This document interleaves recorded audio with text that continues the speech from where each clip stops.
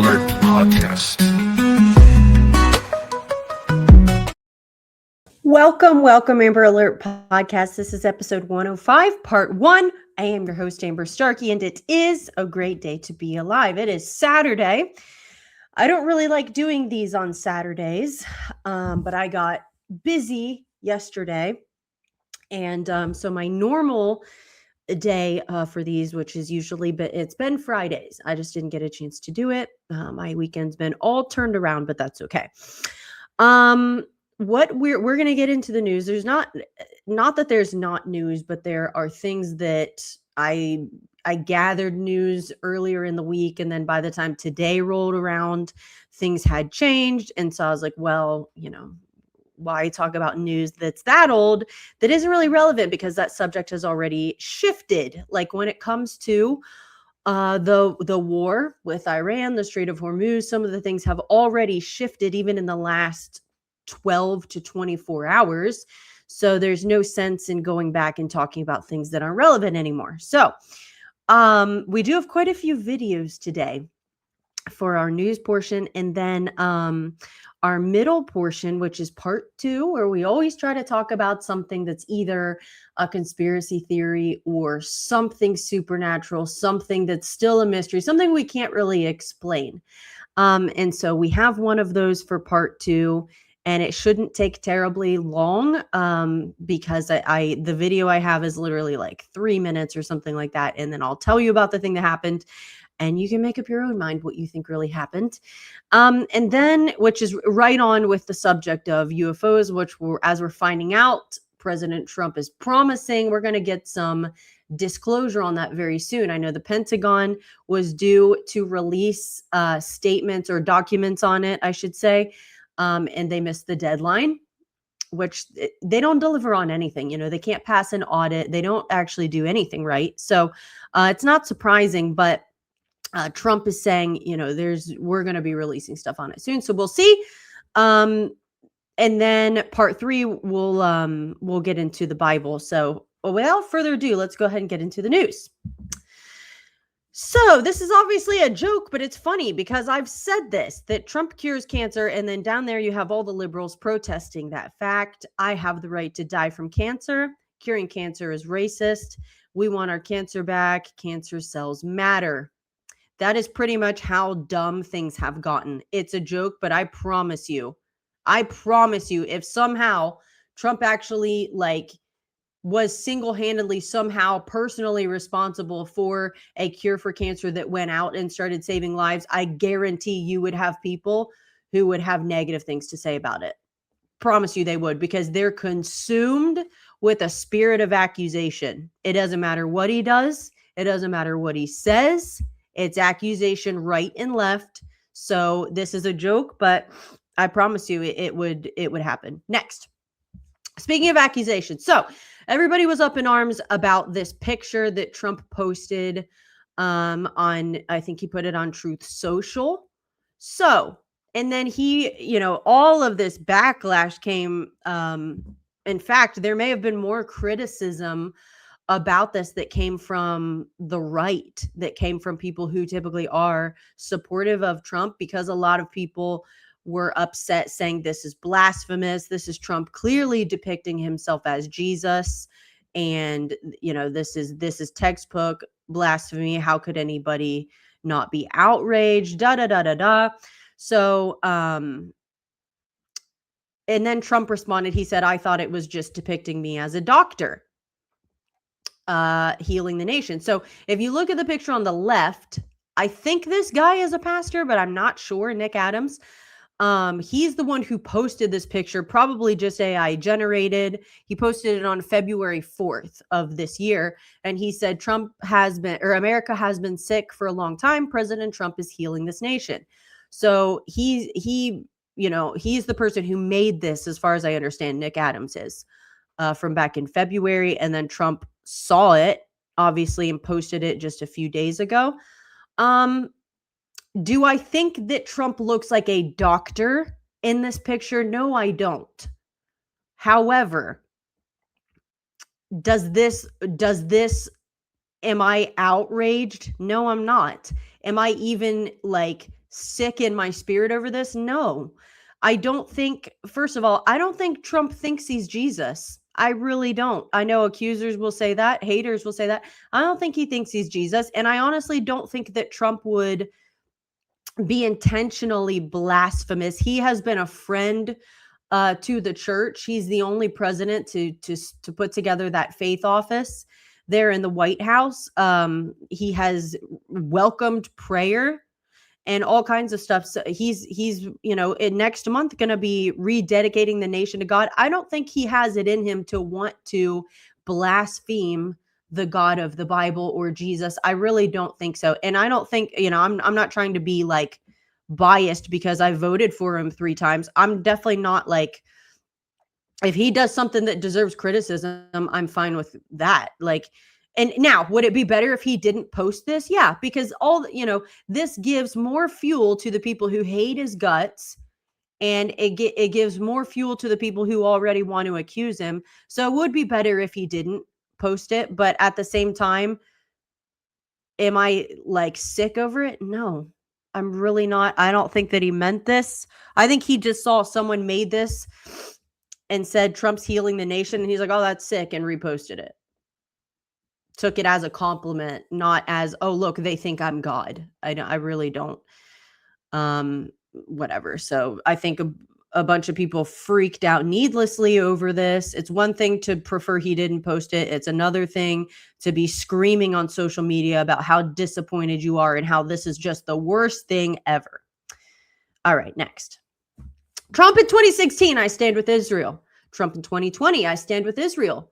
Trump in 2024, I stand with Israel. And then the ex-MAGA in 2026, after voting Trump 3 times, said, I wish I never voted for him. How could I have possibly known that he supported Israel? Yeah, pretty much.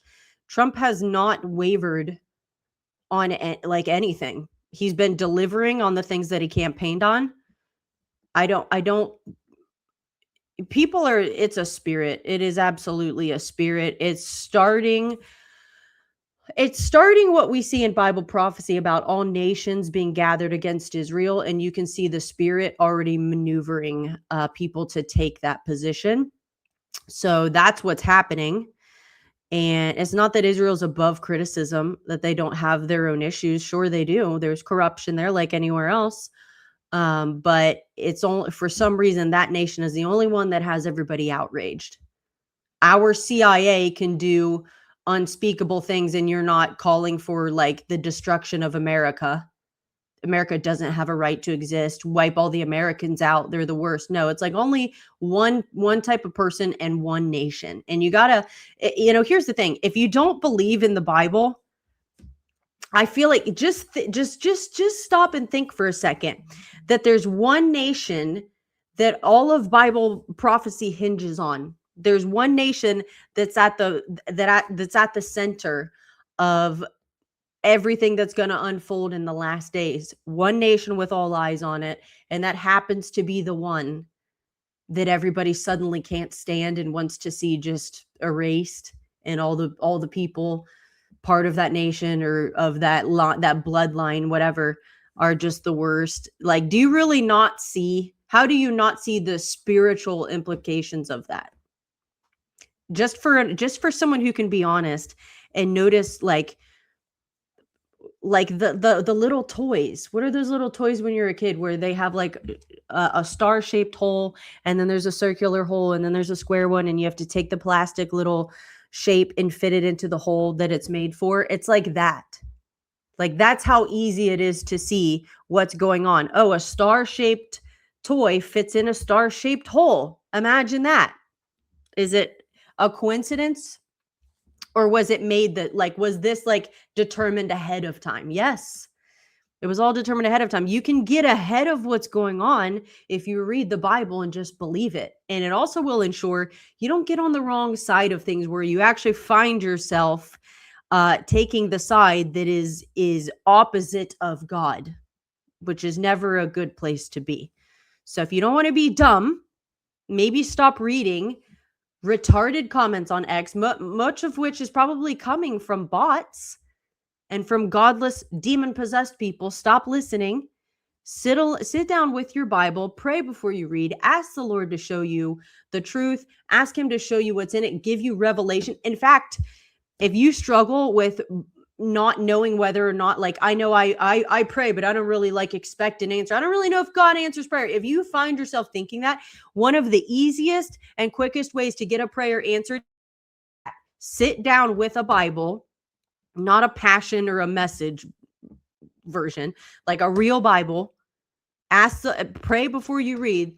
Lord, I ask you in the name of Jesus to show me the truth. Give me revelation out of your word.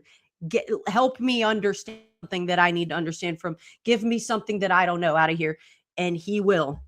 You will get answers like specific, whether it's a subject. I've done that.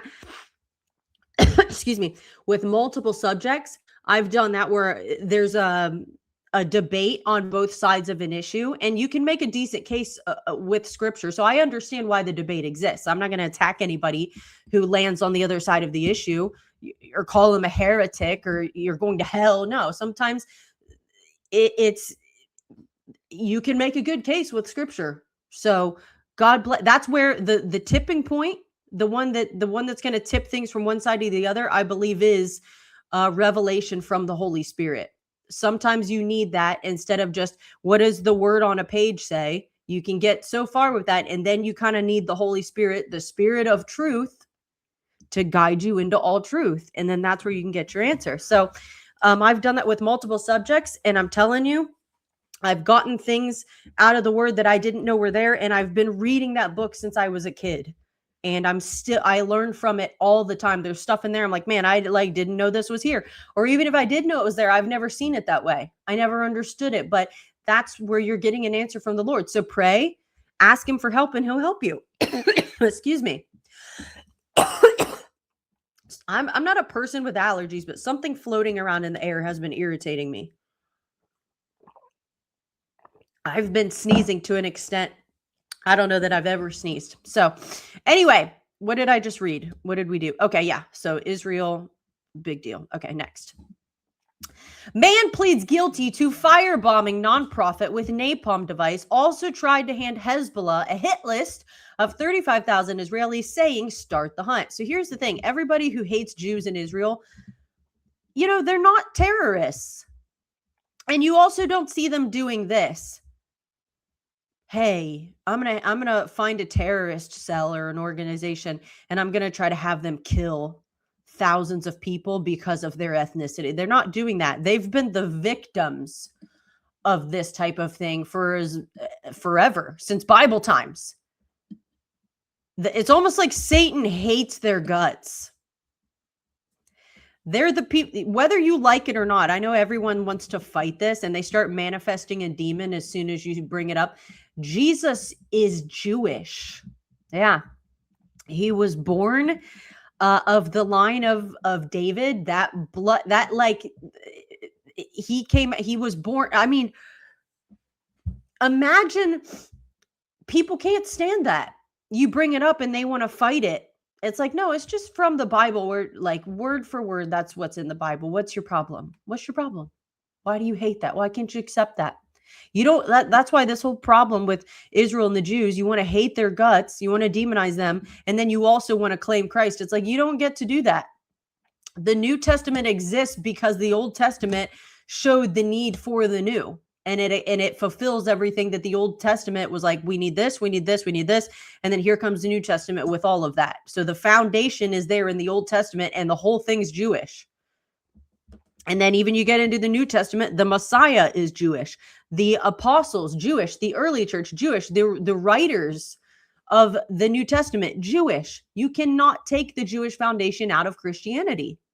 And if you try, I promise you, if you try, you're going to start speaking against God's word. That's the only way you can take that position. You have to then bring it all into question. Well, I actually bet you anything. Here, I'll give you this. So there's a guy, I don't remember his name, and he's a good guy. This is not criticism against him. But they found, this is somewhat recently. I know the Dead Sea Scrolls were found like 47 or 48, right around the time that Israel became a nation again. And then there are other things that have been found. They're currently going through scrolls, and many of them are like excerpts, or they're partial, and they match to the gospels and things like that, but there are also some extra biblical scrolls in there as well, I think, and they're going through them, they're translating them, they're checking them out. So that's all fine and good, but I do think, I'm almost certain of it, there will come a point where somebody is going to produce some documents, some scrolls, some tablets, something, and it's going to cast doubt on the Bible. It's going to be something that a bunch of people will say, "Oh yeah, see? So the Bible that we've been reading all this time isn't actually true. Maybe almost, maybe it's close, but not quite true." And you're going to be able to tear out the foundation. You're going to be able to dismiss what's in there, maybe keep some of it, so it'll look similar, but you're going to probably call into question the deity of Jesus. It'll probably help support the UFO narrative that's coming, and it'll attempt to separate like Christianity from the Jewish roots, because you can already see that spirit at work to bring a divide there. So you watch, I'm sure something will be uncovered or unearthed or will be produced. It'll come from somewhere, and then a bunch of people say, "See," and it'll be like the Candace Owens people, the Rothschilds actually wrote the Bible or something like that, and they inserted this Jewish this and Jewish this to try to get Christians to support the nation of Israel that they created in 1948. No, they didn't. I don't care if they took credit for it or not. God is the one who said thousands of years ago, "I will regather them and I will put them back in the land that I gave them." So no evil person gets to take credit for what God did. Nobody. And it's actually awful that anyone thinks. Next. High school student Mia Heller, 18, has reportedly invented a water filter capable of removing up to 95.5% of microplastics. That is super impressive. Wow. That's impressive for anyone. But for an 18-year-old, way to go, Mia. I am impressed. That's great. We better protect her. All right. Watch as a sky jellyfish appears from a SpaceX Falcon 9 rocket launch at dawn early Tuesday. SpaceX sent 29 Starlink satellites into low Earth orbit during the mission. Usually, if you see a jellyfish type something or other in the sky, it's a UFO. But we'll see, because I have a video and I haven't even watched this yet, actually. Give me a second. I gotta figure out which video this belongs to, and my computer's taking a year and a half to launch anything. Sorry. You might have to just deal with hearing me sniff. It's been a thing for several days now. All right, videos. Can we like figure things out? Where are we at here? This should be, yeah, the first one. Okay. I think this is it. Yeah. Okay. I found it. So let's see what it looks like on the video.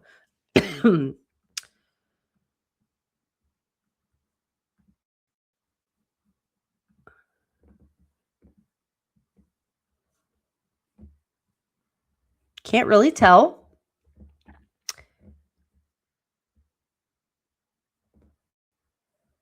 I don't know that I would describe that as a jellyfish unless I'm just not seeing very clearly. Almost looks like an arrow to me.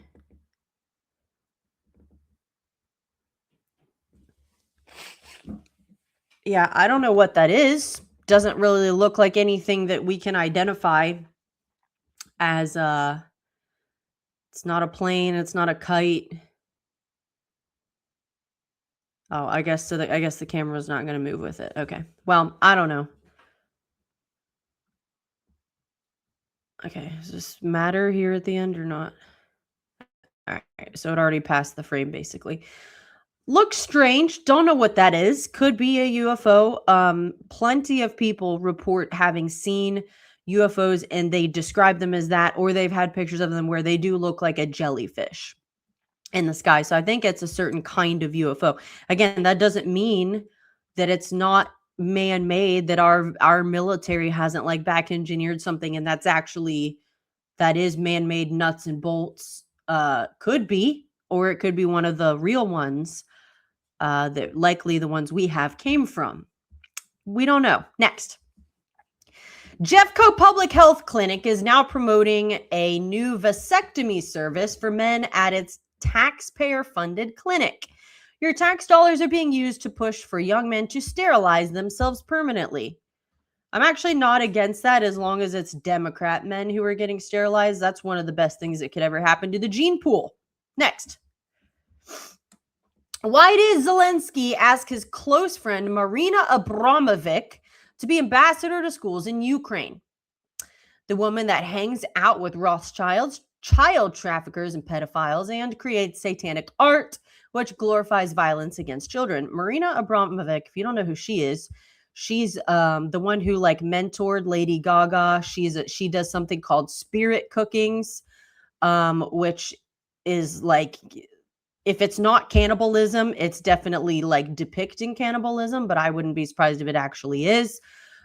She's like a high up Satanist as far as I know. And yes, she's in bed with some of the most powerful and evil people on planet Earth. She's also like 75. Look how young she looks. She could pass for a tired mom in her 40s. And she's like 75. No doubt using adrenochrome and young blood transfusions. Next. Breaking. I launched an investigation into Lululemon over the potential presence of toxic forever chemicals in activewear. Interesting that almost nothing you buy is free from chemicals. And now you can't even put on stretchy, comfortable pants without getting poisoned. That's great, Lululemon. Maybe that's why they're so expensive. You're actually paying for whatever they're putting in their activewear. Next. New footage from Brandon Tatum, Fairfield, California. Police released new details on the viral Harry Dresden break-in. On April 7th, 30-year-old Jason Nichols tried to kick in the front door of a home where a woman and child were inside. Remember, we watched this video last week, this lunatic screaming at this Ring camera and screaming at the front door. He's like, let me in. And then he starts like hitting it. And the man talking to him was like, dude, leave my house. Okay. So he smashed through a sliding glass door. So after we see him on the front porch, he must have gone around and found a glass door. He got into the house. That's what the video didn't show last week. So the husband, watching via security camera a while away, raced home, grabbed a shovel, and confronted Nichols as he entered. A fight broke out. Both men suffered head injuries. The wife and child were unharmed. Police praised the homeowner's quick actions. Nichols faces multiple felony charges, including first-degree burglary. I think, too, if what I read is correct from elsewhere, I think I have a couple videos here. I think I read somewhere else that he had some kind of charges against him for like crimes against a minor. So, he was in the video last week, he was standing at the door and he kept saying, "Where's your daughter?" So that may be what he was after. Maybe he's like a pedophile. He's clearly like a demon-possessed lunatic. So gotta guess that his intentions were not the best, but way to go to the dad for getting home as quickly as he did. Why can't I get anything to load? Let me stop sharing and see if I can get it to load before I share, because I'd like to see the videos. Maybe we're going to see him get hit in the head, which I bet would be entertaining. So this is in California. I don't know if the dad had a weapon or not. You gotta this is a perfect example of when you really need to have a gun, because a person like that breaking into your house and asking where your daughter is, say that's a person who deserves to get shot. So let me see. This says new footage. So let's see. This is what we watched last. No profanity, by the way. Hi there. Can you open this door, please? For what? I just want to make sure that everything's okay. There seems to be something going on. What do you mean? I don't know. I just figured I'd check on something. I don't know what you want, man. Get out of my house. Open this fucking door. Where's your Bro. daughter, man? Where's your daughter, What are man? you talking about? Where's your daughter? Who's in there with you? Bro. What a psycho. If you don't Open this leave, fucking door. Open this door. I'm breaking it fucking down. You understand me? leave my house. You don't. Are you okay? Is everyone We in are this house okay? What? Everyone's okay. What do you want?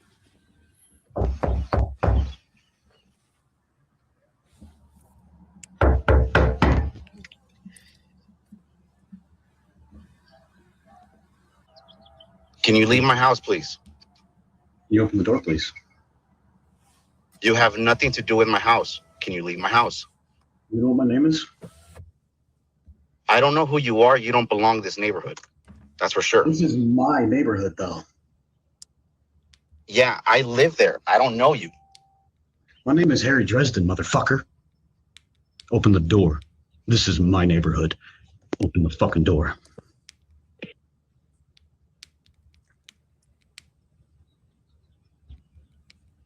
No. Or I will fucking end you.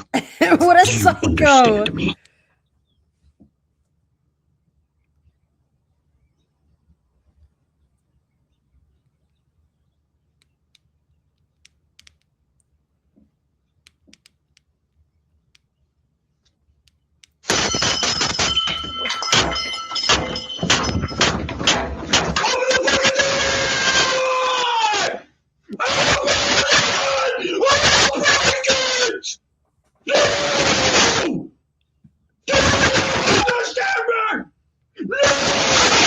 Dude.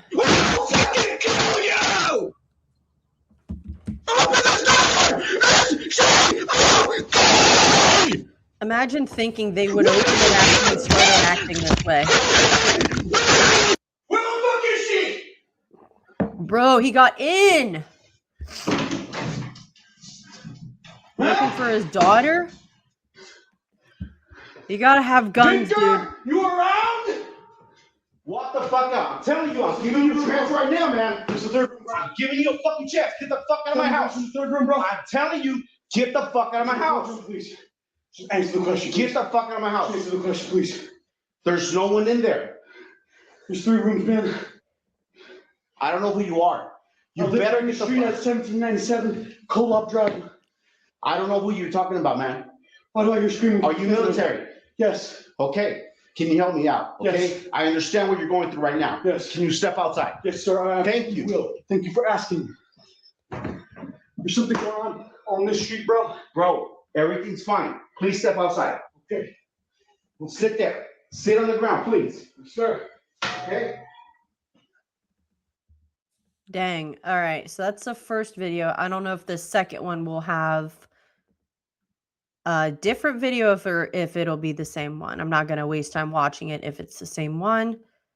I didn't see anyone get hit in the head. Okay. Let me just skip. With you. Bro. Okay, so it's just showing the first part. Okay, so we already saw it. So that guy he's been arrested, I think. Clearly unhinged, clearly tormented in his head, clearly demon possessed. I don't know if he knew the guy's daughter. Obviously it sounds like he knew he had one, unless it was just a lucky guess. But that's a really good case for having a weapon. You know what I'm saying? You never know. And that was broad daylight too. That guy's unhinged. All right, next.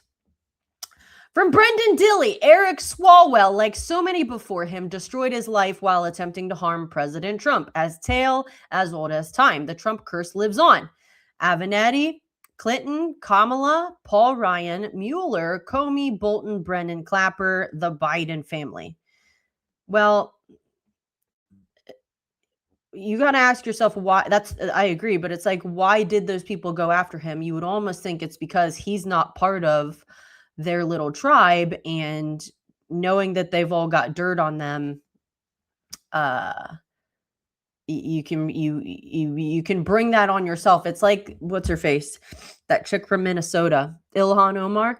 If she just shut up, if she didn't run her mouth and go after Trump, she probably, no one would be calling for her to get sent back to Somalia and be expelled from Congress. Nobody would really care if she wasn't making it her whole personality and the goal of her life to go after Trump. You probably wouldn't have problems. They probably wouldn't have even uncovered half the garbage in Minneapolis.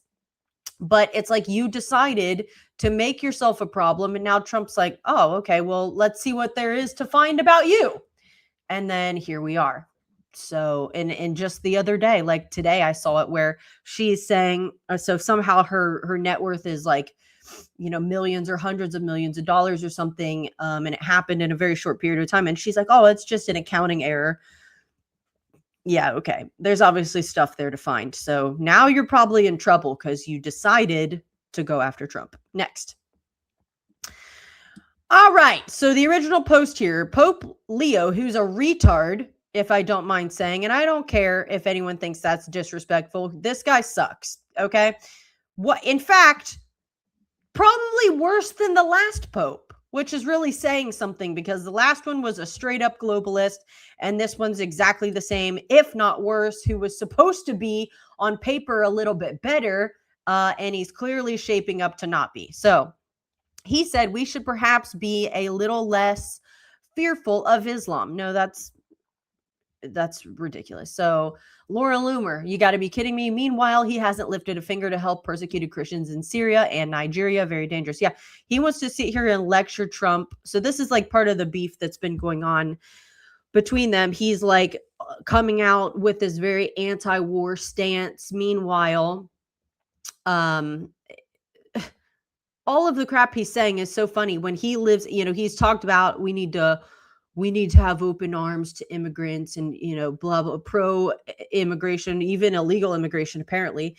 And it's like, don't you live in your own country that has the strictest immigration policy of any place on earth? Nobody can just get in there. So it's a little bit, no one wants to hear it coming from you. He's bowing down to Islam. He's already done, he's made comments like the last one, basically, we need to kind of, he's showing that he's sort of, probably going to be a stepping stone to setting up the one world religion, which, they've already built a temple. I think it's in Dubai or somewhere around there. It's called, I think, the Abrahamic Temple. And it's literally, it has imagery for Islam, Judaism, and Christianity all in one building, and it's meant to be a way of having unity, kind of blending them all together like a one world religion almost. So that place already exists. And then you have the Pope making comments like that. The last one made comments like that. The good thing is, as he's been running his mouth over the past week, a bunch of people, again, the louder you talk, the more you bring criticism on yourself. So a lot of people are now saying, they're like, first of all, and I don't know why, this is not an attack against Catholics. I don't know where this comes from, but it's like they're taught to say this. They're like taught to say the Catholic Church is the church that Jesus started. It's like every Catholic says that, and I don't know why they say that. The Bible doesn't say that. You don't find a pope in the Bible. You just don't. So a bunch of people are now like calling this out. They're like, first of all, you're not even scriptural, Pope, and you're going to say things that don't line up with the Bible, and we're supposed to listen to you? We're supposed to take what you say as gospel truth, like you're the highest authority on earth? No, I don't need to. You're nobody. I don't need to listen to you. You have zero authority in my life. So even people who've been devout Catholics, I've been seeing, they're like, man, I'm starting to reconsider. I told you, did I not call this? I called this. There's coming a shift, a split in the Catholic Church, because you're going to have two positions people are going to take. You're going to have ones that are going to go the way of the Pope, which is going to be the Antichrist way, to help set that up. I guarantee it. And then you're going to have people who are genuinely, they know Jesus and they love him and they actually care about the truth, and they're going to split. They're going to see this isn't it. That this isn't right. I'm not going to blindly follow the Pope. He's going a direction I can't follow. You're going to see a split. You're going to see a shift. It's already happening. I've been seeing people make comments like that. They're like, man, I've always been Catholic, but now I'm starting to think this ain't it, bruh. Because you've got a whole Bible you can read. And that's the thing. If you do read it, that's the problem with Catholicism, is they pretty much, I'm not going to say 100%, but they pretty much see the traditions and the sacraments and what the Pope says and what the religious leaders say as almost as authoritative as the Bible, if not as much. So, and a lot of them are not even encouraged to read the Bible for themselves. In fact, sometimes they're discouraged from it. So that's the problem, is why a lot of them are not very grounded in scripture. And if you'll get yourself grounded, you'll see, some of this stuff doesn't add up. In fact, I can't even find it in my Bible. And I was taught that this is the way it has to be in order to get to heaven. And I don't think so. So the Bible is your best friend. If you will read it, you can get out from under any tradition that has been started by man if you'll just read the Bible for what it says. And if something that you were taught growing up, even if you grew up in a normal, like not a Catholic church, lots of denominations have their own traditions too, which if you actually go to scripture, is this even here? And you find out it's not, if you search for yourself. So you can get out from under anything you were taught. It has to be this way, and you're going to hell if you don't do it this way, and all the other churches are wrong. You can get out from under that. You have to have humility. You have to be willing to accept that maybe you got something wrong because of what you were taught, or even if it was not necessarily wrong, things have been missing. You didn't get everything.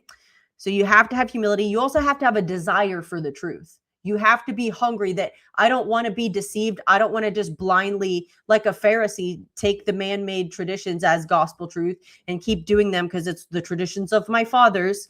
But what does the Bible say? You have to have an actual desire for the truth, instead of, I want my predeterminations and my existing beliefs to be supported. So that if that's your attitude, then you're going to read the Bible through the same lens you always have, and you'll never change.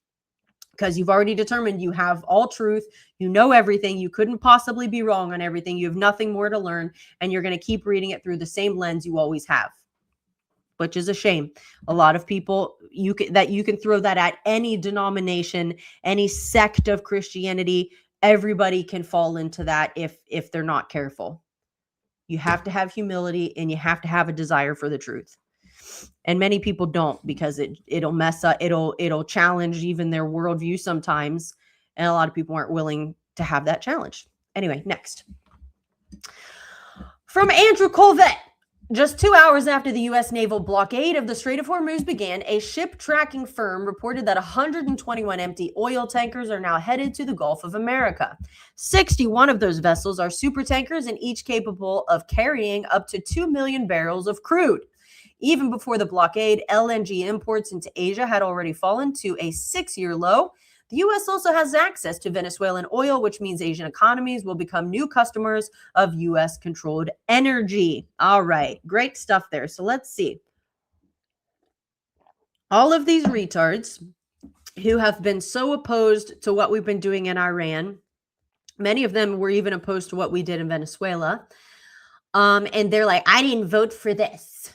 I voted for America first. Okay, dummy. Look what's happened in just a matter of months. How traffic and everyone needs oil.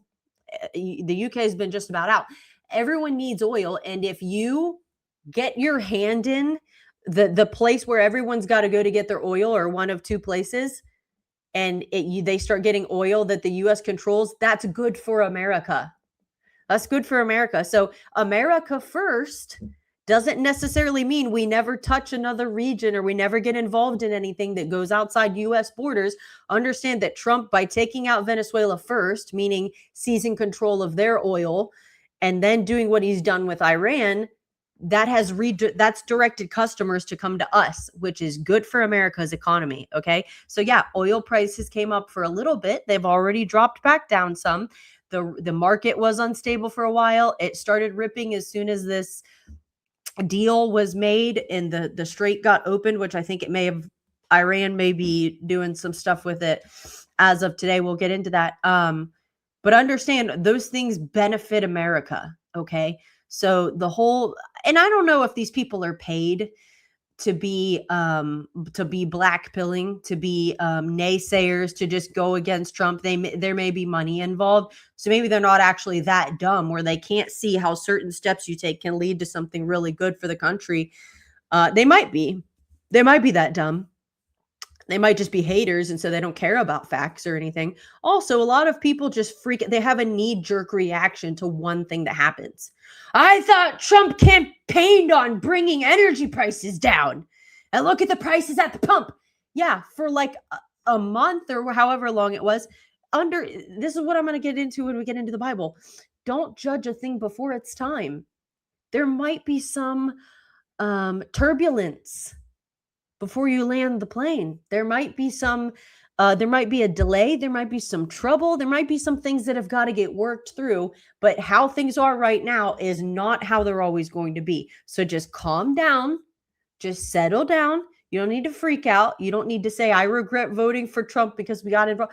Just settle down, let things shake out, and then we'll see where we are when the dust settles. Okay. Because as it's looking now, we're in good shape.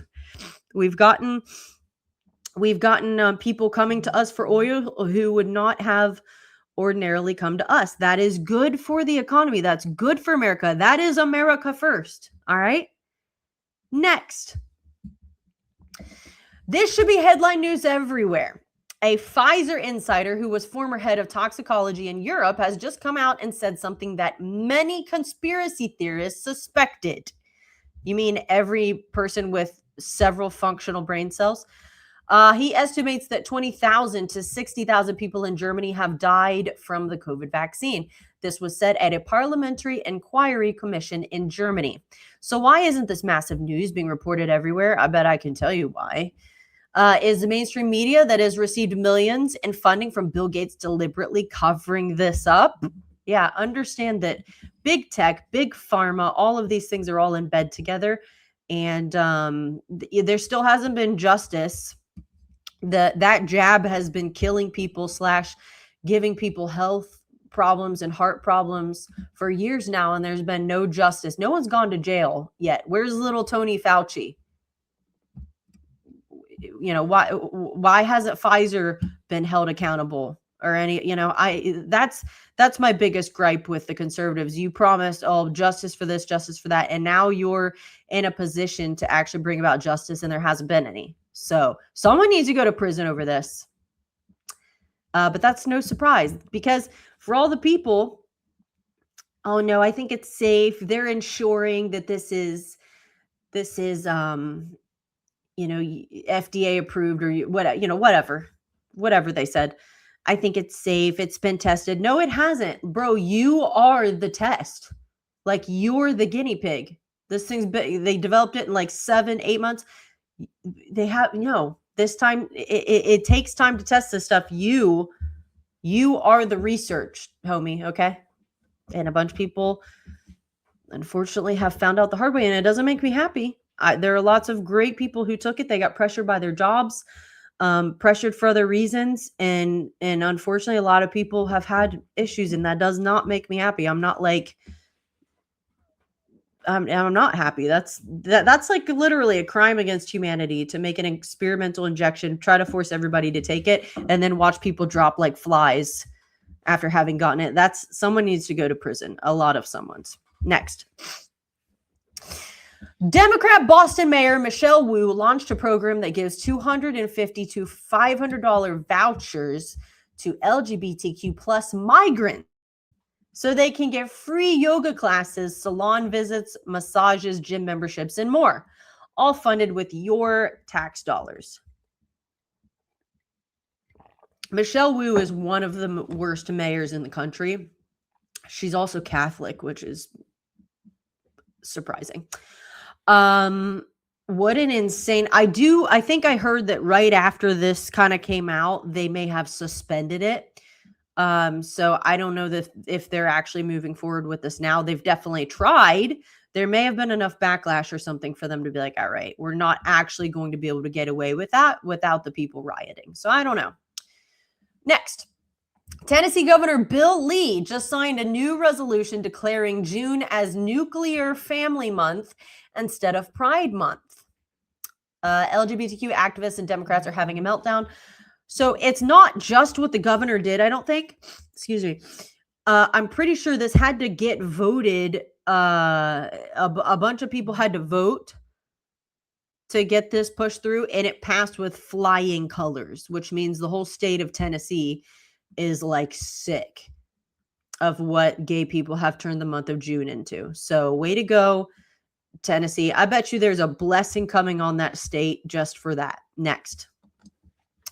President Trump says there will be an investigation into the mysterious deaths and disappearances of the U.S. scientists linked to U.S. secrets. There were 10 as of like a couple days ago. And then I think as of a day or maybe 2 days ago, there are now 11 because one more person just showed up dead. And it's like a younger lady. And Trump is saying there's something sus about this. We're going to look into it. So God willing, we get some answers. I'm guessing these people had enough inside information, and maybe, just maybe, we're not willing to play ball with, hey, we know you know about some stuff, but here's the narrative. Once we're ready to disclose it, here's what's going to come out, and the stuff you know can throw a wrench in our narrative. So if you're not willing to bow down to it and go along with it and keep your mouth shut, you'll get deleted, and I think that's probably what happened. Next. Okay. This video, so this is Ana Kasparian, and the other person we're going to see is Nick Fuentes. So what's funny is Ana is considered far left, and she's part of that Young Turks, one of the worst things you can watch and listen to. And then you have Nick Fuentes, who's considered, I don't know why he's considered right-wing, because he's really not. I think he's a little Nazi wannabe. He might be a homo. Don't like him at all. But here they are, supposedly on opposite ends of the spectrum. That's what we're being told. These people are on opposite ends of the spectrum, and yet they sound exactly alike. Exactly alike. Our country is under a hostile occupation. Israeli occupation of the United States government. Israel controls our government. Israel controls our government. Control and influence and manipulate our system. Ruled and controlled and manipulated by the nation state of Israel. They are vampires. They suck our blood. They suck the life out of this country. We cannot be slaves to Israel. I'm not a slave to Israel. Iran does not have a nuclear weapon. Iran did not have a nuclear arsenal. The supreme leader of Iran promulgated a fatwa. He had put out a fatwa against nuclear weapons. We had to join Israel's war of choice. A war of choice. That's what this is. The real threat to America is from Israel. Our alliance with Israel as an existential threat to the United States. They will nuke the entire world. Israel is the biggest threat to world peace. Let us never forget who the real enemy is. The enemy is Israel. We need to decouple from this country. We need to decouple. Decouple. Let's separate. We need to free America from this sick, perverse, parasitic organism that has attached itself to us. Foreign nationals leeching off of public services. The pariah state that has leached off the American people. It's not just Netanyahu. On some level, it is the Israeli people. The behavior of the Israeli government, and quite honestly, the vast majority of the Israeli population. They dehumanize us. They don't see us. I don't see Palestinians as human. I'm an awakened goy. Jewish people think they're better than everybody. And you think you're better than everyone else. You know, the Jews do this. Yes. Go the fuck back to Israel. Go back to Israel. Greater Israel. the Greater Israel Project, The famous dancing Israelis. the whole dancing Israelis thing. The genocidal state? A genocidal, disgusting state. Why would I give a fuck about Israel? I don't give a damn about Israel. I don't give a damn. And I don't fucking trust them. I don't trust the Israelis. Your right to exist is not real. I don't believe Israel has the right to exist. Don't be moralized by wicked, evil people. People as evil as this exist in this world. God's chosen people rejected their own Messiah. Do you think you're God's chosen people when you act like absolute demons? So there you go. Congratulations. If you've been listening to people on the right, Nick Fuentes, Tucker Carlson, Candace Owens, any of those idiots, you're morphing into a leftist because they're saying the exact same things. And notice too how they're accusing Israel of being genocidal while they're literally calling for Israel to be wiped out. They don't have a right to exist. What do you think that means? Get rid of them. Get rid of them. Wipe them all out. Let Palestine have their land, or really whoever wants it. So a little bit hypocritical, don't you think?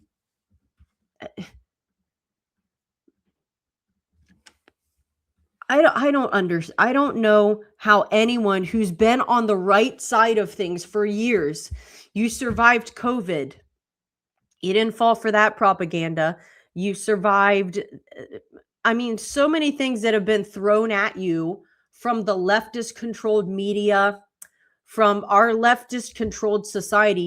You've managed to stay based and grounded through all of that, only for the subject of Israel to be the thing that turns you into a leftist, that turns you into a complete idiot and puts you on the wrong side of everything, which is actually more important than anything, because we're talking about the end of all things here. We're talking about heading into the tribulation and what's going to go down then. It's not a political issue. It's a spiritual issue. As you can tell, listening to those two people, you want to tell me there's not demonic possession involved? Look in Nick's eyes. Anna's a lunatic, a psycho. She's evil, while accusing a nation of being evil and saying they don't have a right to exist. And those are the people are listening to. Oh yeah, amen. You know, Israel is all of those things. Yes, we should probably wipe them out.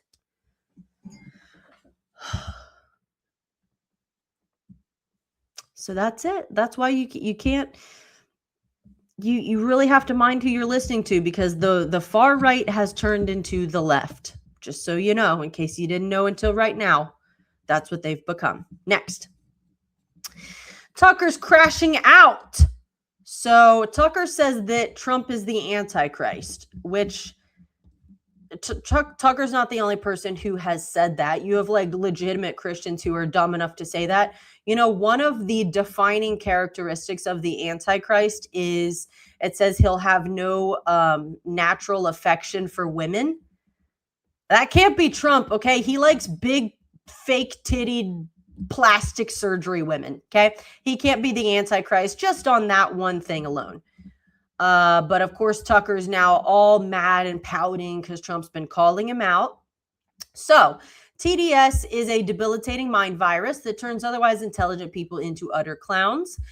But this is good. The loonier Tucker gets using this type of over-the-top apocalyptic dribble, the more his once stellar credibility is chipped away with more people. Yeah.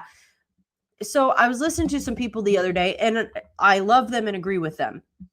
Have tremendous respect for them. But one of them said they were talking about Tucker and how unfortunate it is, this shift that's happened in him, this change. And they said, we need him. He helped get Trump elected. We need him. We need his voice to be on the right side of things. And I was like, I don't agree. I do not agree. I don't think we need him. Let him keep talking, because the more he keeps talking, the more insane he gets, and the more he's showing himself to be. If he hasn't converted to Islam, he's like almost there. I think he probably has secretly and just doesn't have the balls to say it, or he thinks he'll lose viewers, or I don't know, something. Let him talk. Let him talk. He makes himself look worse every time he talks. Let him go. We don't need him. I don't even want it. I don't want him on my side. He's insane. He's one of the worst ones. So no, just let him go. Let him go. Whatever. I don't whatever. Next.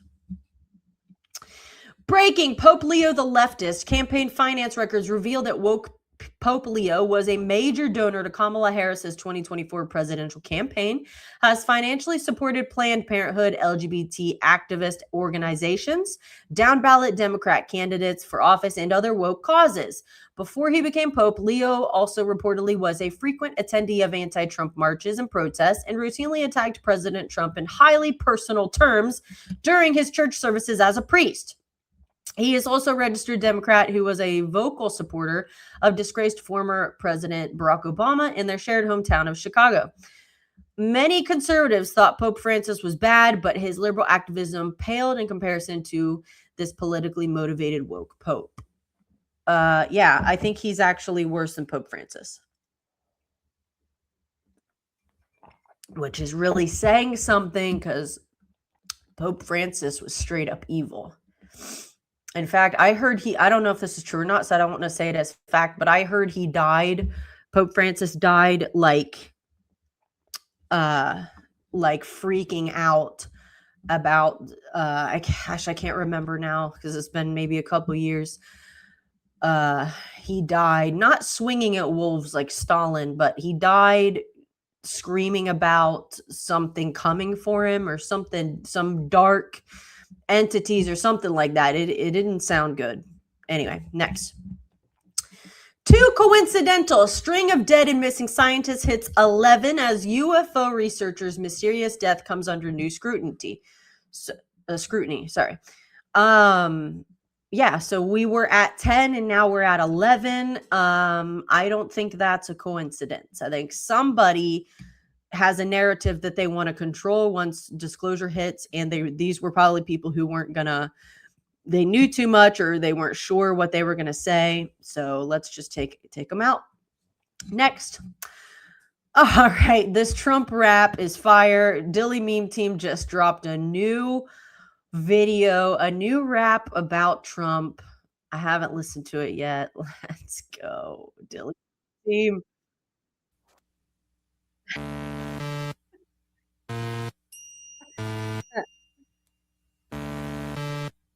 The world is mine, will this get back? You talked all that smack, so you got clapped. Your Ayatollah's gone, I'm the motherfucking Dawn. Big fish in a small pond. Now these pups squat up on my hook as I cook, cause I took the straight, now they shook. Dummies hold they breath, they wanna diss me, make them crispy. Fry 'em up like Kappas from the Mississippi. Leader unseen, just a lip dick dancing queen. We see your women, fuck it up, no one covered up. Bow down before your bridges all fall. The 7 special forces running up on your fucking peas. We on the seas, getting the Chinese on their knees, begging Trump please. Before any motherfuckers act hard, will the rewind my part, fool? And bow down, when I come to your town, bow down. When I'm Persian bound, bow down. Before I drop a freight or two, bow down to the dog who's a greater than you.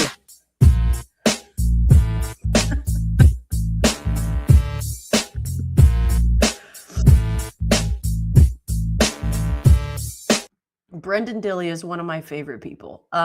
Sorry for the language, guys. I did not watch it first. I probably should have known since it was a rap song, but I just didn't because I didn't watch it until just now with you. So anyway, that's one of the best accounts to follow on X because he's actually like a real patriot and he hasn't turned into a Jew-hating retard like a bunch of other, conservative or so-called conservative people who are complete garbage now. All right, next.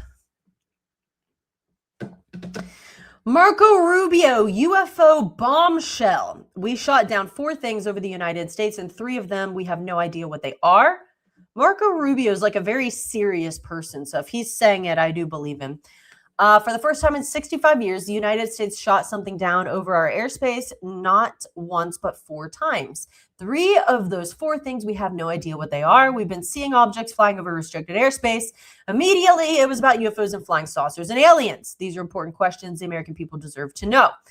All right, let me find the video, and we'll hear what he has to say. If Marco Rubio runs for president in 2028, as of now, he has my vote. Let's see. Morning, we're going to have a classified briefing on the objects that were shot down over the last weekend. First of all, I don't know why it's classified. I do not believe that any of the information that they've shared or are going to share with us is going to be the kind of thing that has to be kept secret. There's very specific reasons why things are classified, and if this doesn't meet the standard, maybe I'm wrong, we're going to find out. Second is, this is pretty extraordinary. Okay, this is not just a curiosity or into weird stuff about UFOs and aliens. For the first time in 65 years, the United States has shot something down over our airspace. Not once, but 4 times. And 3 of those 4 things, we have no idea what they are, and people deserve to know what they are. I mean, it's pretty extraordinary. You're launching at least $800,000 missiles off of fighter jets over American airspace.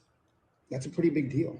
We need to understand why we did it and what these things are, where they come from, who owns them, who made them, why are they here. And perhaps the explanation is easy, and maybe not. The point is that these are important things that the American people deserve to know, and that they deserve to hear directly from the president about.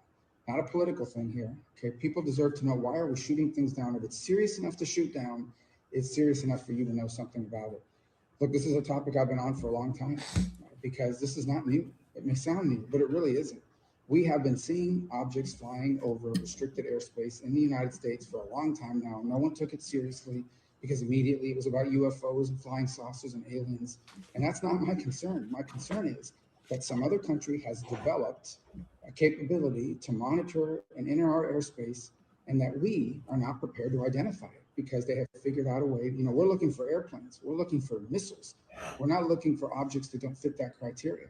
And strategic surprise is the way a lot of wars start, and it's the way a lot of wars and conflicts are lost. So these are important questions that need to be answered. But you deserve to hear directly from the president and from the administration, not from spokespeople, and not with double talk and not with unnecessary secrecy. We'll see how this hearing goes. I don't have high expectations of it. Huh. All right. Well, we'll see. I think we're getting close. I do remember hearing people say, and I don't know where this information came from, but some people were positing that we may get some UFO disclosure in April, which we're in. Other people have said May. Other people have said maybe it'll come in July.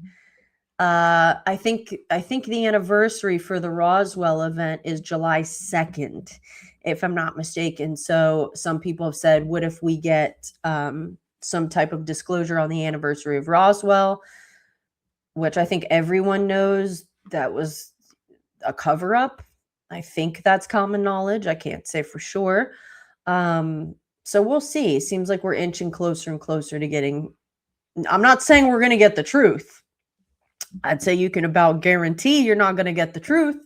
It's going to be a deception. It's going to be a controlled narrative, but we might be on the cusp of getting some type of announcement, at least. Next. Wayfair furniture named after missing kids and sold for ridiculous amounts. It's all true. Here's an email from Jeffrey Epstein's assistant, who purchased a single unlabeled item for $8,453 from Wayfair. I don't know if you guys remember this or not. This is from, I don't know how far back this goes. I heard about this years ago. Alibaba was doing it. Wayfair was doing it. I think even Amazon was doing it. What they were doing is they would list like a piece of furniture, say it's like a desk or an antique looking rocking chair, right? And they would give it a strange name. It would be like Rubinic such and such rocking chair or whatever. Like it would have a name in it, right? And it would be listed for maybe $3,000, $9,000, something like that. And someone figured out that these listings, which it looks like, it just looked on the surface like way overpriced furniture for what it was. And they found out that the name of this product that was listed was actually the last name of a missing child.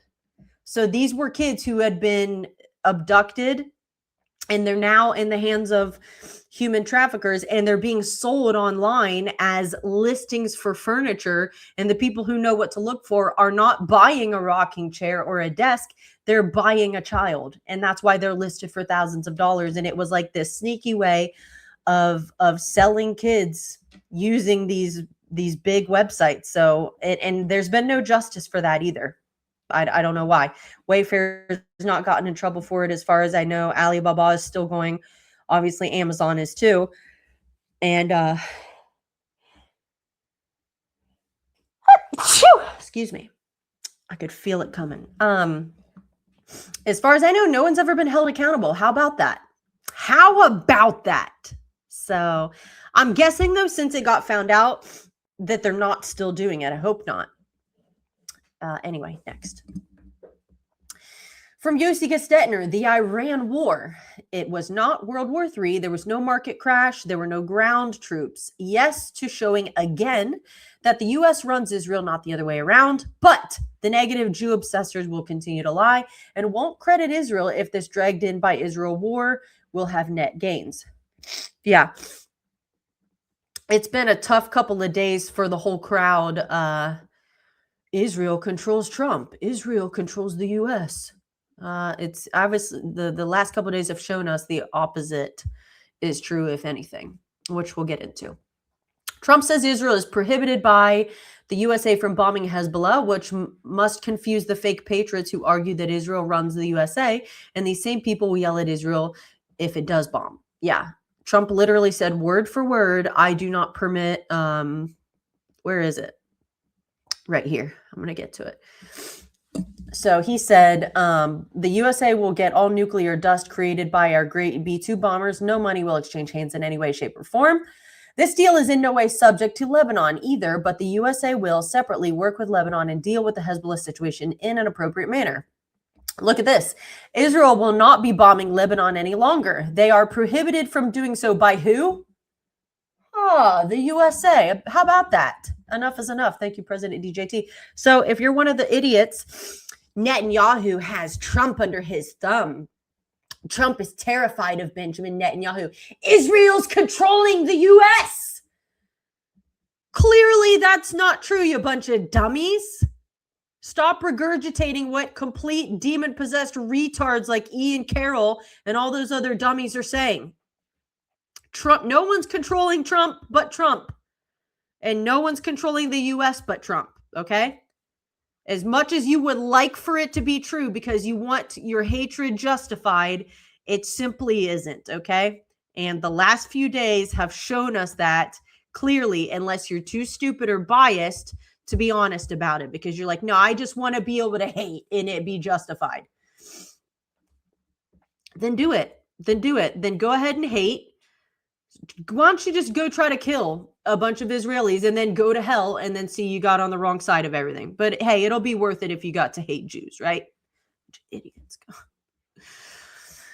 Speaking of idiots who hate Jews. Okay, so he thought his shirt would provoke someone, but no one could give a flying F. Literally, no one even stopped to look. He thought he was he's wearing a shirt called Goyim, thinking it's going to trigger all these Jewish. He's in the middle of a bunch of like Hasidic Jews, thinking he's going to get a reaction, and not a single one of them gives a.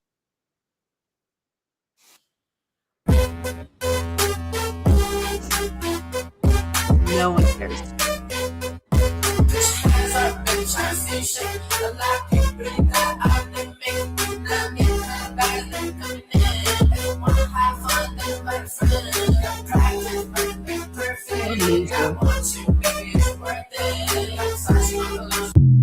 What a freaking loser.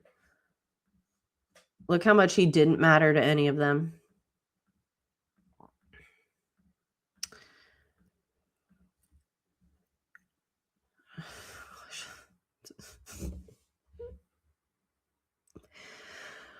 It's an exciting time to be alive. It's an amazing time to be alive. It's also a very frustrating time to be alive because it sucks to watch people who used to be smart and used to have good takes on everything to just fall like flies over this one issue. It's disheartening. It's like, dude, I thought you knew better. Like you managed through COVID. You saw through the crap. I thought you knew better, only for this to be the thing that takes you out and turns you into a little leftist idiot. Next. Rep. Andy Ogles, or Ogles, I don't know, says he has seen UFO evidence so classified that just knowing it makes you a target. So what have you seen, Andy? Maybe seen what they've got sitting around being preserved at Wright Pat? You know the whole Kandahar giant thing? So people say, and we can't say this is a fact or not, but people say the body, if you don't know that story, let me just explain it real quick. So in 2002, it was early 2000s. So there was, obviously our military was over there in Afghanistan, and supposedly what happened, and I do believe it's true because people like L.A. Marzulli has interviewed people who were there. And, they did a whole, in fact, L.A. Marzulli was really the one who broke the story on this. He protected the identity, all the identities of the people who came on the record with him, but they distorted their voices, hid their faces, things like that. Anyway, so they said the Army, they lost track of like one of their units or something like that, right? So then they send another one to go find them, and they end up outside this cave, which is in a mountain, if I'm not mistaken. And they find like some evidence that that missing unit had been there. Like they found hats or something, stuff like that.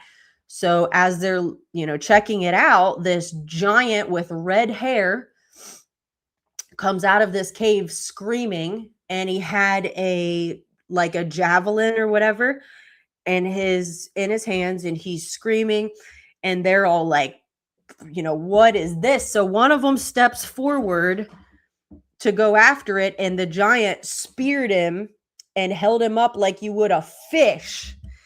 And so then the rest of them open fire, and they essentially decapitate it.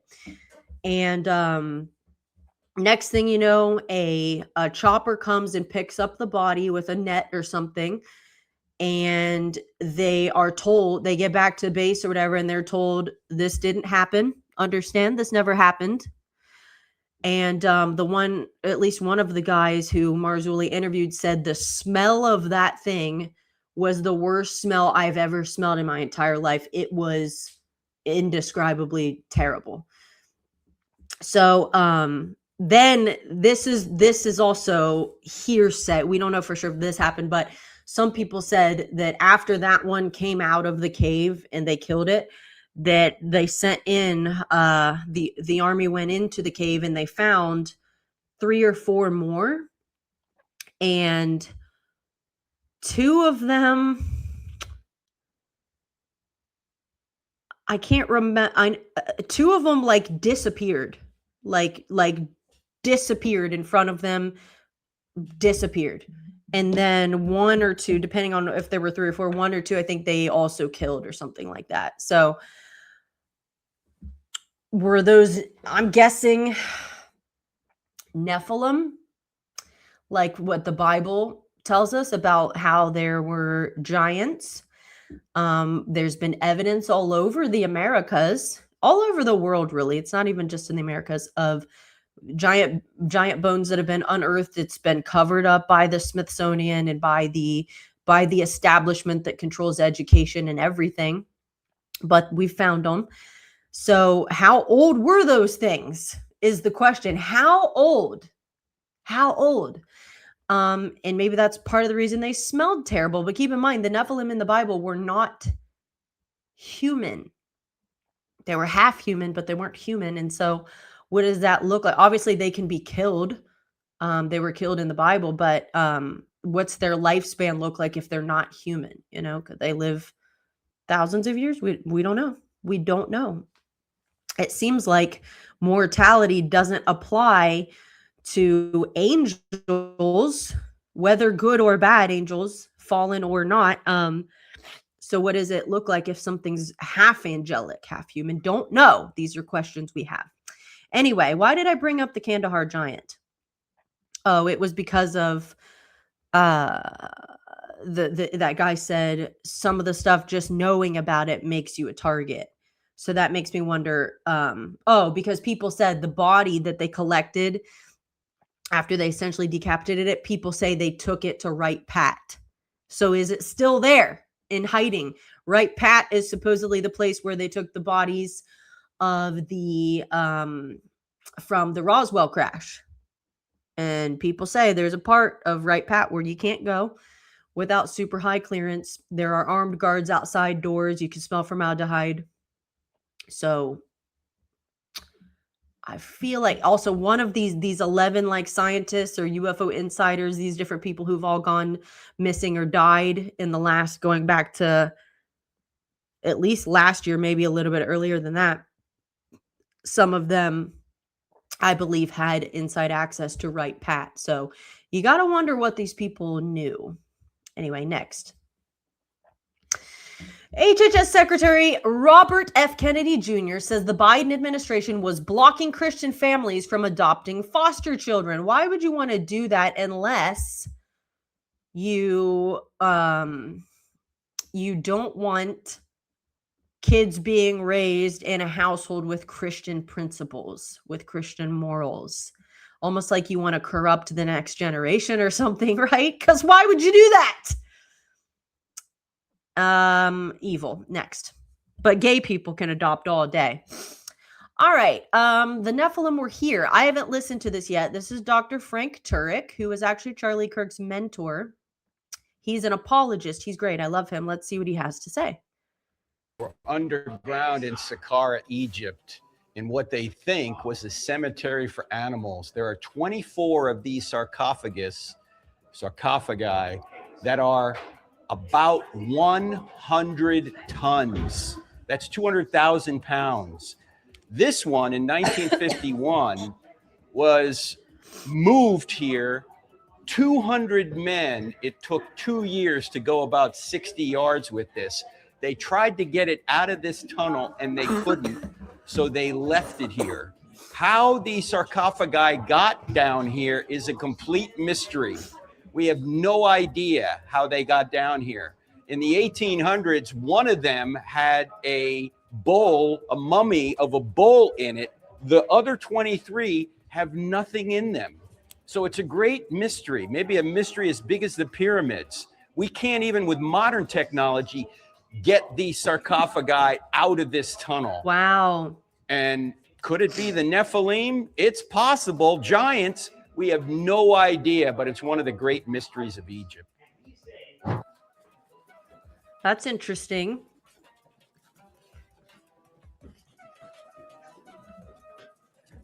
So, what is this one for? We didn't know. Exactly, if you measure this one, it is 90-degree angle. 90-degree angle, very precision one. From inside, they measured it from inside, 90-degree angle, all the way deep down. And it is so smooth like glass. If you put your hand, it is so smooth like glass. How they succeed to make this hard stone being one flat side like glass like that? We don't know. That's why I'm saying and I'm believing that this civilization is much older than what we know under the name of an Egyptian civilization related back to 3,000 years BC. I believe this one is much older than that. Back again, which time? We don't know. The only way to understand it, if we connect it with the story of the Nephilim. If we just try to understand it with a scientific way, no answer and no result. That is the sarcophagus that they tried to get out of here in 1951. They moved it 60 yards. It weighs 70 tons. They couldn't get it out.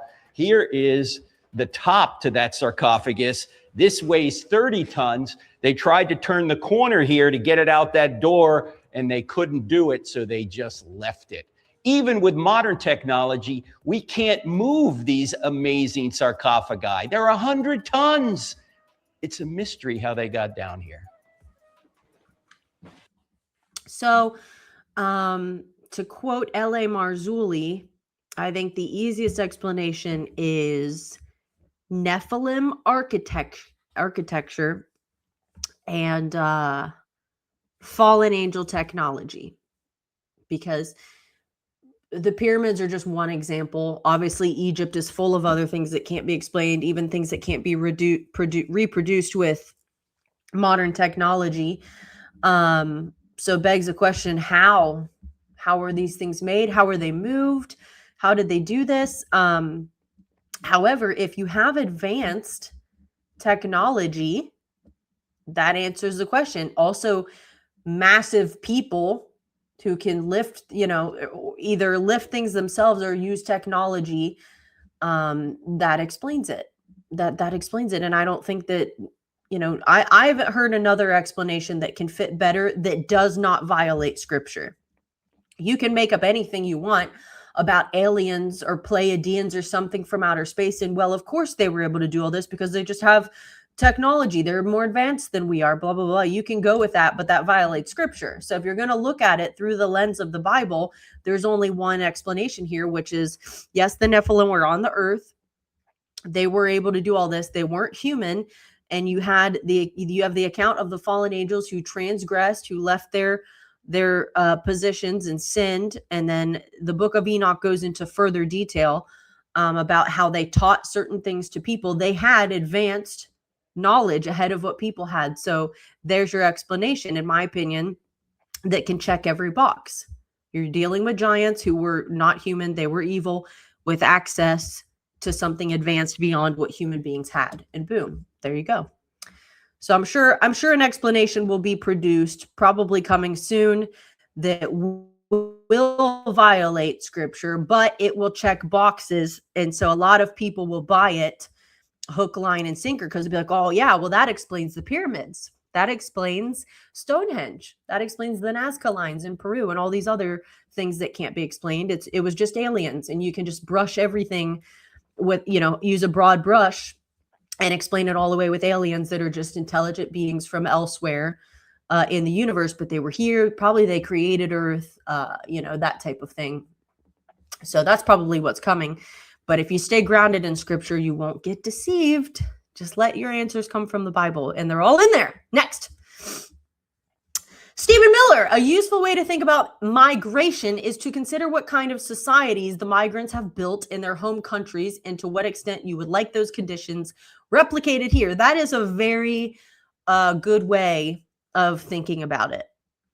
Look where they came from. What'd you guys do with what you had? And then, whether or not we want you here is going to be based on what you accomplished there. That's very good. Next. Because hold on.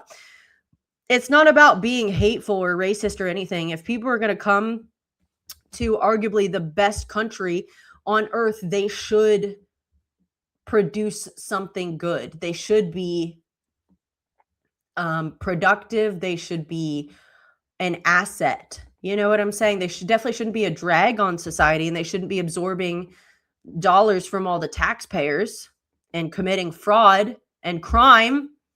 They should produce something good. And if you can, then welcome. Do it legally, and we're happy to have you here. Some of the best food that we can eat here in America has come from immigrants. I don't know if you've ever had Jamaican food. It's amazing. Greek food, amazing. Japanese food, it's great. I mean, it's great to have all of that here. And there are people who've started restaurants, and I'm glad they're here. They've produced something. They straight up Italians. If you've ever had Italian food, where in the restaurant the staff are like straight up Italians, like they're from Italy, not like several generations, like they came here in their lifetime from Italy. It's like the best food ever. So that's a good thing. They came here. They're an asset. They produce something. We want you. We're all for it. If you just do it legally and don't be a criminal when you get here and don't drain our money, like produce something. Next. Never forget, all these people lied to your faces about President Trump and sided with the Iran regime over America. Forever war. Iran is winning. Big mistake. Blah, blah, blah. Bunch of crap. They should never be trusted or listened to again. Forever grifters and forever losers. Agreed. I don't know who a couple of those people are. You've got Tucker, Candace, Megan. I don't know who that guy is. Joe Kent, Carrie Prejean with the massive teeth. I have seen horses with smaller teeth. Ian Carroll, can't stand him. Nick Fuentes, we already saw him. I hate that Alex Jones is now on this list, but he is. Dan, what's his face? Biltzerin or whatever. He's running for something in Florida. He is a terrible person. Oh, he's running against Randy Fine. And the only reason probably is because Randy Fine's Jewish. I'm not sure who that is. Is that Owen Schroyer? I don't know. And then MTG. All those people suck. Gosh, I hate that Alex Jones. I hate that so much. I've loved him for years. But he caved, bro. He sold. Next.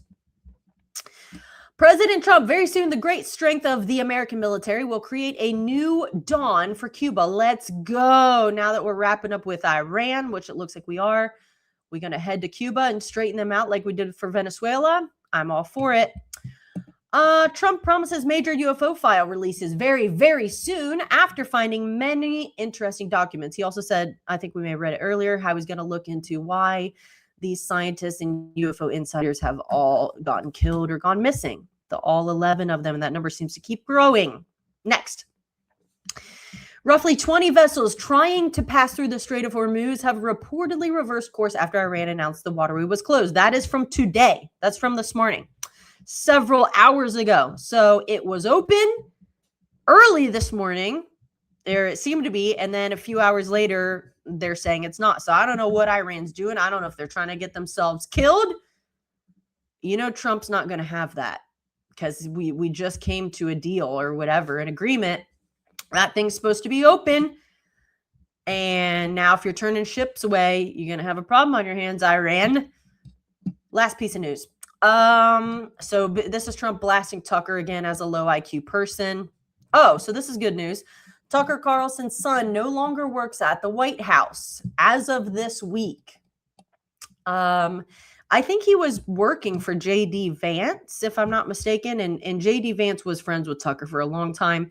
And so this is good that, see, this is why I say people are like, oh, I wish Tucker would just come back to, being how he used to be, get on the right side of things. I don't. Let him keep talking because now his son's gotten removed from potentially a position of influence inside the White House where he didn't need to be. So let him talk. Let him talk. It's fine. Let everybody cut him off and he can just move to Dubai or what's the Qatar, whatever, Doha, wherever it says he said he bought a house. So knock yourself out. Get in bed with the Muslims since you love them so much. Just leave. Anyway, that's it for the news. Oh, wait. No, it is not. I have to play this. This is one of the most insane things Tucker has ever said. If you have questions about his moral compass, bro, this is crazy. Let's listen. Let's listen, and there is a response to it.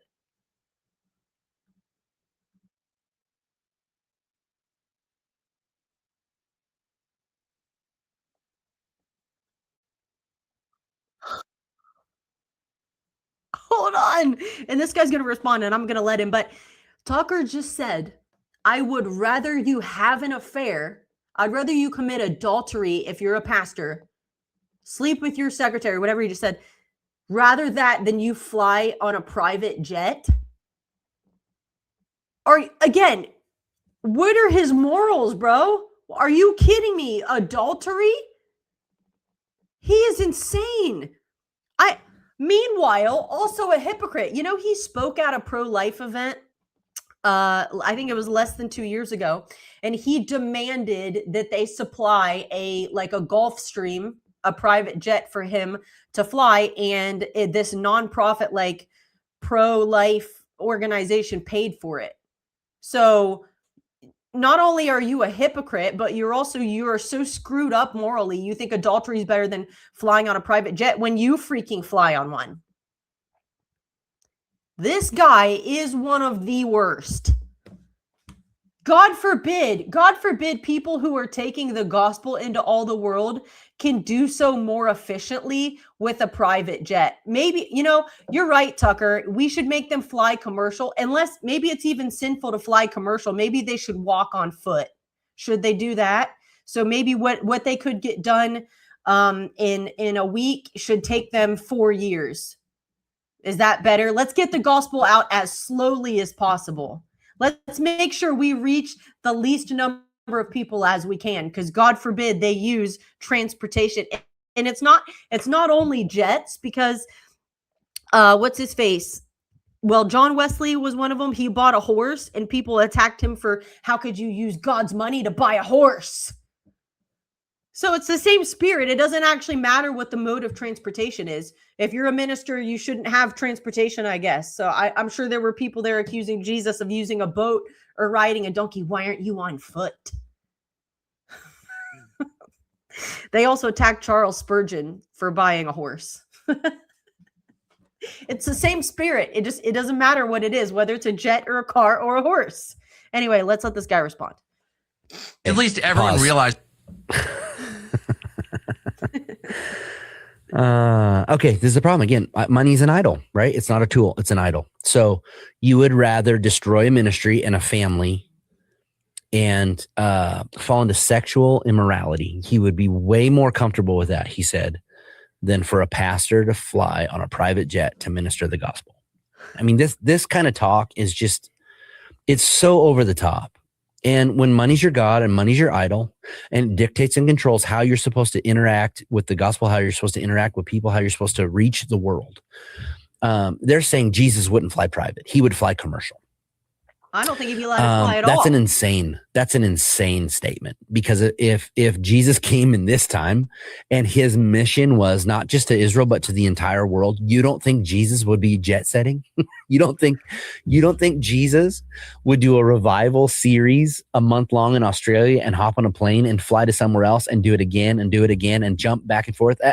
Are you crazy? I mean, he would be the most sought after speaker on the entire planet, and people would be desperate to get him there, and his travel schedule would be crazy. And the answer to that question is, Jesus, just slow down your travel schedule. You don't have to reach everybody. You don't have to talk to these people. You can just slow down and take your ox cart and ride it everywhere you go. And it doesn't matter how much time you waste or how much effort it takes, or you're saving God money. This ideology and this thinking, this specific thinking, is that money is more important than the gospel. That you are wasting, using their terms, wasting money and resources. Did you see some preacher who's got a... Here's the thing. God's not short on cash. He has paved heaven's roads with gold. The finest things, actually, you'll see in heaven. God, if he tasked the church with going into all the world and preaching the gospel, you think he draws the line at doing it more efficiently? I wanted you to go into all the world, but if you're going to use jet, you're actually going to hell. No. Money is a tool. There's a spirit that's infiltrated the church, and it happened from, I think, in maybe the Middle Ages. This comes from England, where they literally, the king was in control of the church, and they said, we want the bishops, the people in charge in each individual church, to get the people to take a vow of poverty, teach them that it's not just the love of money that's evil, it's money. So they're going to give everything they have to the church, which then would make its way up to the king. So it's not about what's scriptural or what's correct. It's literally a system, designed to keep people poor. And that's satanic in origin. The devil understands, money is a tool. Money is what gets the gospel out all over the world. It takes money for Bible translation. It takes money to print Bibles and bind them and send them. It takes money to advertise. If you're having like a Billy Graham crusade event, you're going to fill a stadium full of people to hear the gospel. It takes money you have to pay for security. You have to pay for all kinds of things. It takes money to get the gospel into all the world. God is not like drawing the line at spending money. God will fund it, you'll find. If you will actually do what the Bible says, put him first in the tithe, give your offerings as you feel led, He calls you to do something, he'll do the funding. He will make sure the money comes in. It amazes me how people can't see it. Elijah, God sent ravens to bring him bread and meat. Ravens don't do that. Ravens don't do that. They're scavengers. God will bring in resources. Jesus had Peter go grab a fish and there was a gold coin in its mouth. God will see that the funding comes in. He's not sweating for money. And he certainly is not telling his servants who are taking the gospel into all the world, how dare you think you can fly? How dare you think you can have a jet? God will see to it that you get it. My pastor, he traveled, because he was an evangelist well before he was a pastor. And he would fly. Well, first he drove to every meeting he had because he couldn't afford to fly. And then he got to the point where he could afford to fly. And so he would fly. And then someone gave him, what was the first one? I think it was a Falcon 50. Some guy from Louisiana walked up to him after a service and he said, I just came. Oh, but before this happened, I should say, someone told my pastor, he said, eventually you're going to have your own jet so that you can fly to your meetings quicker and you can get home and have more time with your wife and daughter. Like, that's coming. And he thought, okay. He never asked for one. He wasn't looking for one, but the Lord spoke to him. He had a nice SUV, a Cadillac Escalade, and the Lord spoke to him and said, if you're going to have a jet, then you don't need this car, do you? And he's like, well, that's true. He said, then give it to this pastor. So he gave it to this pastor. He pastors a church in Clarksburg, West Virginia. I've been to that church. And he gave him, had the car detailed, gave him the title, said it's yours. And then he had to call someone to drive him home because he's like, oh, shoot, I just gave my car away. So someone had to come and pick him up. But then some guy, so back to this thing, he was in a meeting in Louisiana, and some guy came up to him after the meeting and he said, I just came into possession of a Falcon 50. He said, it'll take me about 2 years to get it ready. But once it's ready, I'm going to give it to you and you can fly you can fly quicker to your meetings now. You're not going to waste time in an airport, blah, blah, blah, blah, blah. And he thought, my pastor thought, yeah, right. Like, he didn't say that, but he thought, like, this guy must have gotten excited in the meeting.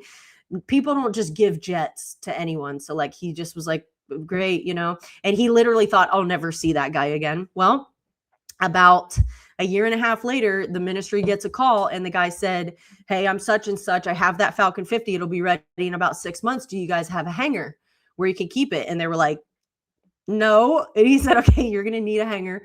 So go ahead and do that. So that way you're ready in the next 6 months when I have this jet ready. So sure enough, they get the hangar, 6 months come and go. And this guy literally gave him a jet.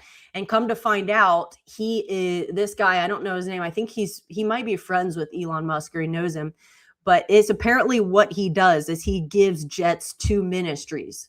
I think my pastor was the first one, but he's given jets to other ministries as well. So he's obviously, he's in the business of seeing the gospel go into all the world more quickly and more efficiently. So I don't know who he is, but God bless him. And then that was the first jet. Now it's I think a Falcon 900, which is even faster. But it's funny how all of the people who demonize anyone in the ministry having a quicker mode of transportation, they're all fine with their favorite NFL team having a private jet. No criticism there. And I mean, I like football. I'm a Browns fan for whatever reason, but and I'm not against, like, I love Ohio State. I'm not against them having a private jet. That's fine. It's a means to get you someplace quicker so you don't waste time. I'm all for that. But they're not doing anything that's even half as important as what people are doing who are taking the gospel into all the world. That has eternal consequences. A football game does not. So one thing is clearly more important than another, and yet you never hear criticism when it comes to that kind of stuff, but only if a minister has one. How dare they? It's almost like you don't think the gospel is important then, I guess. We should reach as few people as we can. Let's try to keep this message contained. How small can churches be and still exist? It's almost like that's your attitude. I don't know how any Christian reads the Bible and then that's their attitude. I genuinely don't. Anyway, I'm done with the news. I'm going to pop these up and then we're going to take a short break. We'll go into part 2. These are the ways to find me where I exist: Instagram, I'll post everything to Substack, YouTube, and Spotify later on. Should be live on Rumble, I think on X, don't really know. And then there's my email address. These are the ways to support Amber Alert Podcast if you would like to.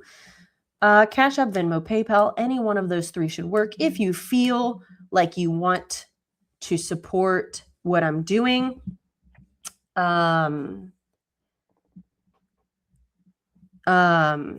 those are the ways that you can. Now, like I said, so it's 4:10. I'm going to come back at 4:25. I'm going to start a new video that will be part 2. We're going to talk about, what's his first name? Friedrich? No, I don't remember. Anyway, a guy who was flying a plane in Australia who was talking to the tower, and he's like, there's something up here, and it's not a plane. It's I don't know what this is. It's messing with me. And then all of a sudden something happens and it goes dark and the man disappears. So you can make up your mind what you think happened to him. I know what I think, but we will actually be able to hear it happened in like 1979 or something. So we'll hear kind of a reproduced version of the audio from that event and look at some of the facts surrounding this thing that happened. And that'll be part 2 at 4:25. It'll be a new live video. All right. God bless you. And I'll see you there. Bye-bye.